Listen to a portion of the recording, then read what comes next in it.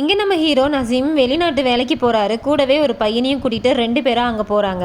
அங்க போய் இறங்குனவங்க அவங்கள கூட்டி போக ஆள் வருவாங்கன்னு தேடி பாக்குறாங்க. ஆனா யாருமே வரல. அங்க வந்த ஒரு ஆளு நான் தான் உங்களோட ஸ்பான்சர் அப்படின்னு பொய் சொல்லி ஏமாத்தி அவங்க வண்டியில கூட்டிட்டு போறாரு. அது ஒரு பாலைவனமா இருக்கும். கூட வந்து அந்த பையனை ஒரு இடத்துல தனியா விட்டுட்டு இவனை வேற இடத்துக்கு கூட்டு போறாங்க. இவனும் நாங்க கம்பெனி வேலைக்கு தான் வந்தோம், எங்களை ஒன்னா விடுங்க அப்படின்னு சொல்லி கதறான். காலையில விடியுது. அங்க வயசான ஒருத்தர் வேலை பார்த்துட்டு இருக்காரு. அவரு ஆட்டுப்பால் கறந்து முதலாளி கிட்ட கொடு அப்படின்னு சொல்ல இவனும் எடுத்துட்டு போய் அவர்கிட்ட கொடுக்குறான். இப்போ அவன் காலை பிடிச்சி என்னை விட்டுருங்க, நான் ஊருக்கே போயிடுறேன், கம்பெனி வேலைன்னு நம்பி வந்தேன், ப்ளீஸ் என்னை விட்டுருங்கன்னு ரொம்ப கதறான். அவனும் பிடிச்சி வெளியே தள்ளி விட்டுறான். அவனை கூப்பிட்டு சாப்பிட்றதுக்கு சப்பாத்தி மாதிரி ஒன்று கொடுக்குறாங்க. அவனும் என்ன பண்ணுறது, பசிக்குதுன்னு அதை சாப்பிட்றான். அது இப்படி சாப்பிடக்கூடாது, தண்ணியில் நினச்சி தான் சாப்பிடணும்னு சொல்லவே அவனும் தண்ணியை நினச்சி அதை சாப்பிட்றான். அங்கே இருந்த வயசான தாத்தா கிட்ட ரோடு எங்கே இருக்குது அப்படின்னு கேட்குறான். அவரும் இங்கே இல்லை, ரொம்ப தூரம் அப்படின்னு சொல்கிறாரு. அங்கே இருக்கிற டேங்கை ஃபில் பண்ணுறதுக்கு தண்ணி வண்டி வந்திருக்கும். அந்த ஆளுக்கிட்ட போய் இந்த வண்டியிலே என்னை கூட்டிகிட்டு போயிடுங்க, நான் சிட்டிக்கு வந்துடுறேன் அப்படின்னு சொல்லிட்டு இருப்பான். அப்போ அந்த முதலாளி வந்துடுவான். என்ன பேசுன அப்படின்னு அவன்கிட்ட கேட்கும்போது ஒன்றும் இல்லைன்னு இவன் சொல்கிறான். இப்போ ஒரு சாட்டை எடுத்து அவனை 2-3 அடி அடிச்சிருப்பான். இப்போ அவன் கோவத்தில் அந்த சாட்டையை கெட்டியமாக கையில் பிடிச்சிப்பான். அதனால கோவமான அந்த தாத்தா துப்பாக்கி எடுத்து வந்து அவனை சுட பார்ப்பாரு. ஆனால் சுடாம அந்த துப்பாக்கிலேயே அவனை அடிச்சிருவாரு. இந்த மயக்கத்தில் மனைவியோட ஞாபகம்லாம் வரும் அவனுக்கு. அவங்க கூட சந்தோஷமா இருந்தது, கல்யாணமானது அப்படின்னு அவங்க குடும்பத்தை பற்றியான ஞாபகம் அவனுக்கு அதிகமாக வந்துட்டு இருக்கும். அடுத்த நாள் அந்த முதலாளி இவனை கூப்பிடுறான், வந்து ஆட்டுப்பால்கார அப்படின்னு. இவனும் அந்த தாத்தா இருந்தாரு, அவர் தான் இந்த வேலையா பண்ணுவாரு, எனக்கு தெரியாது அப்படின்னு சொல்றான். அவருக்கு பயந்து பால் கறக்குறான். இப்போ அந்த ஆடு எட்டி உதச்சிரும். அந்த முதலாளி இப்படி உட்காந்து பால் கறக்கணும் அப்படின்னு சொல்லி கொடுத்துட்டு இருக்கான். இவனும் அந்த ஆட்டுக்கிட்ட என் அடிவாங்க வச்சிடாத, எனக்கு உதவி பண்ணு, நான் பால் கறக்கிறேன் அப்படின்னு கேட்கவே அது கம்முன்னு காமிக்குது. அடுத்து அந்த பாலைவனத்துல அவன் ஆடு மேய்ச்சிட்டு இருக்கான். அப்ப வேகமா ஓடி வந்த ஒரு ஆடு இவனை முட்டி கீழே தள்ளி விட்டுருது. அங்க முதலாளி பார்த்துட்டே இருக்காரு அப்படின்னு மெதுவா எழுந்துக்கிறான். அப்பவும் திரும்பவும் அந்த ஆடு முட்டி தள்ளிடுது. இப்ப பல மாசங்களுக்கு அப்புறம் காமிக்கிறாங்க. தன்னோட முகத்தை கண்ணாடியில பாக்குறான். தாடியெல்லாம் வளர்ந்து ஆளே மாறி இருப்பான். இங்க வந்து எவ்வளவு நாள் ஆகுது அப்படின்னு அவனுக்கு தெரியவே இல்லை. அதை நினைச்சு அழுதுட்டு இருப்பான்.